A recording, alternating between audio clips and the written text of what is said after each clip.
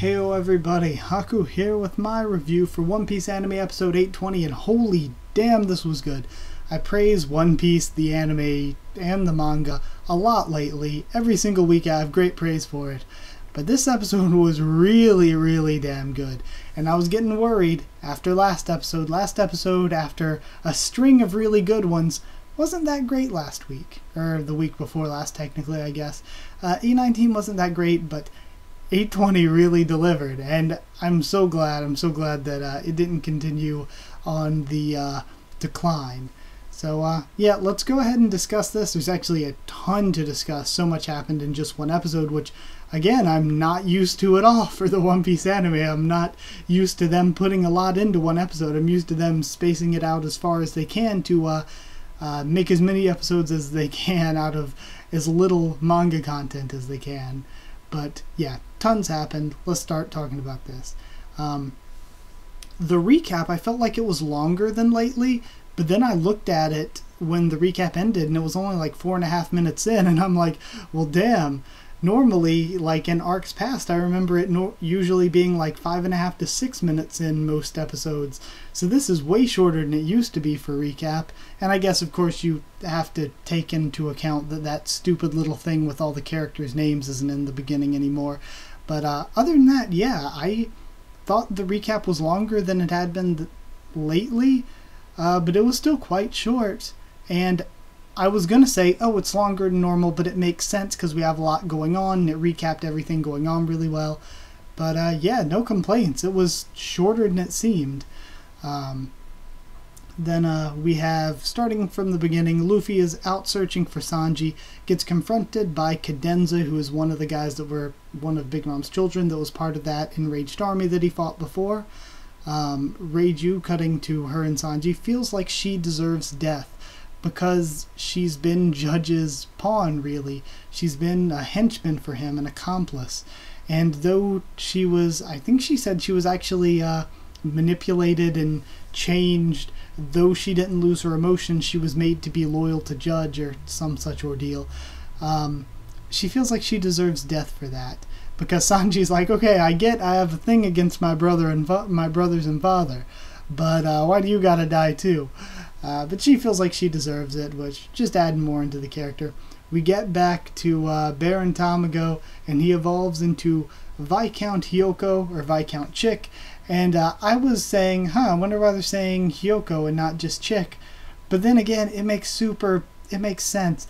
I don't know why I was thinking it should be Chick and then Chicken, because Tamago isn't Baron Egg, he's Baron Tamago. It's his name. Why would you translate a name? Especially after I complained where that was dumb that they tried to translate Nekomamushi into Cat Viper and Inuarashi into Dogstorm.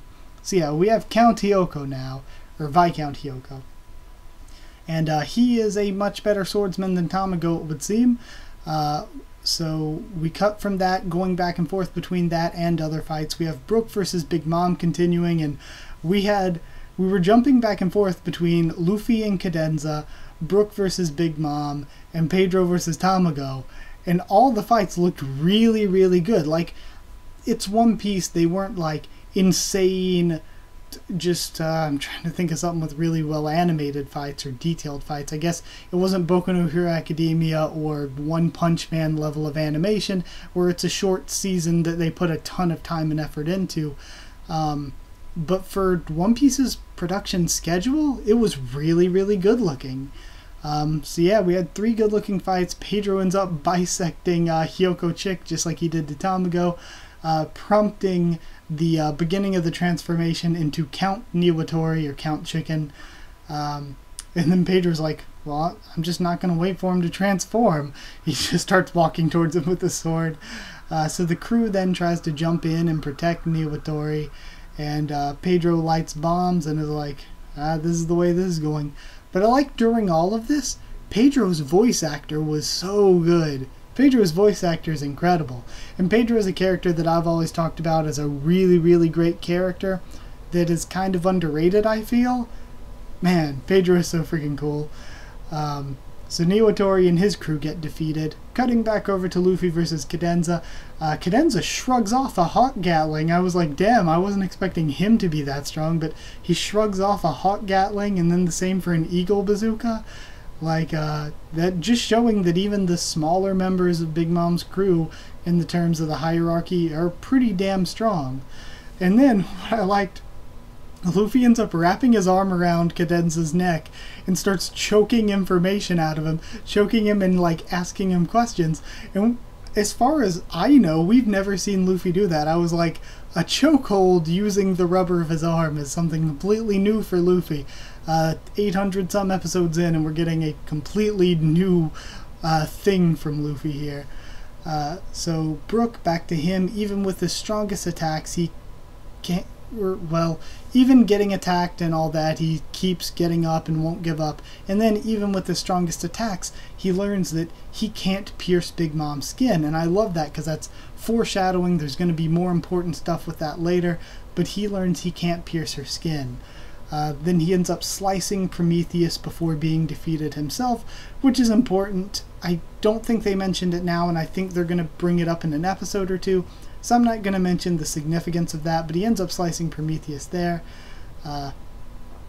We see outside, Smoothie learns of Jinbei's revolt, and she kind of tells the soldiers, she's like, how about we keep this quiet to prevent a rampage from Big Mom. Just let her deal with it ourselves and let Big Mom live on unaware of it so there's no rampage.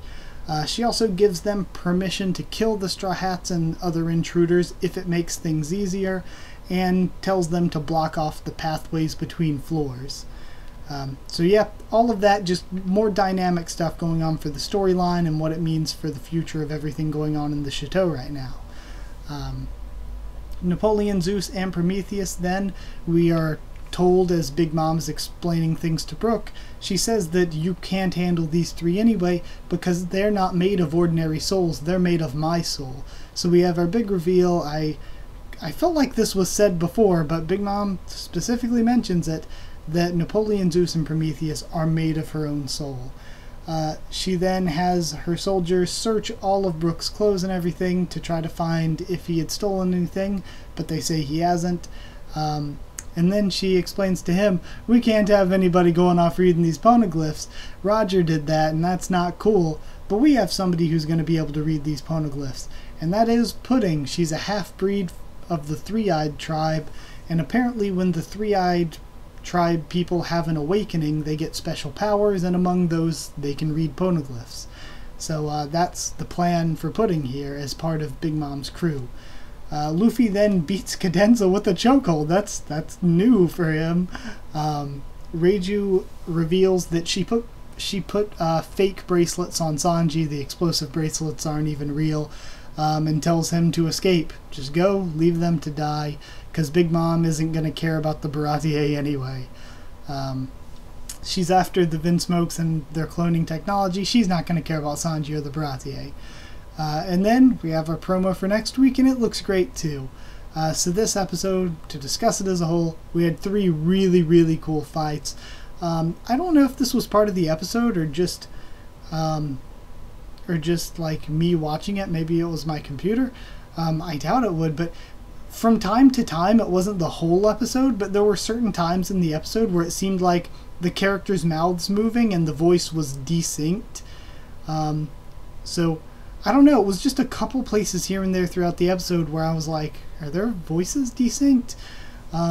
So yeah, it was kind of like weird. I don't know if anybody else noticed that or if it's just me being off.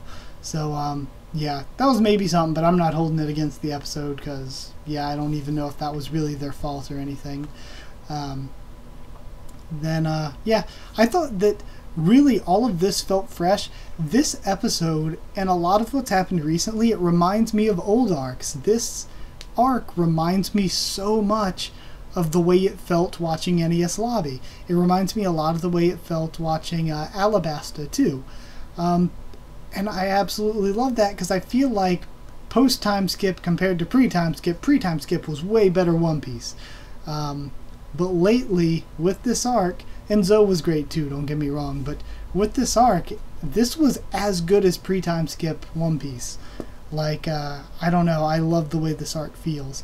And we got info on Pudding just in this episode and what the 3-eye stuff means. So yeah, it was just a ton of fun to watch. And as a score, I'm not going to give it quite perfect. I don't think it was really emotional enough, maybe. Or it wasn't like absolutely perfect, but it was super, super good. So I'm giving it 9.75. 9.75 evolutions out of 10. Bear and Tamago evolving there. So yeah, that's it. 9.75 out of 10. Hope you enjoyed the video. If you did like the video, comment down there to tell me what you thought of this episode, what you thought of my thoughts on it. Subscribe for One Piece anime and manga. Much more anime and manga. Light novels too. Not sure what anime I'll be watching or reviewing week to week this season. I've got 18 I'm planning to check out and watch. Not sure which ones I'll be reviewing, so if you have any suggestions, throw them down there. Throw them in the comments, of course. Follow on Twitter too, if you want, and I'll try to keep you updated there and stuff for the channel. If you want a link to our Discord server, just ask and I'll give you one. That's it. Thank you once again for watching, and I'll see you all next time.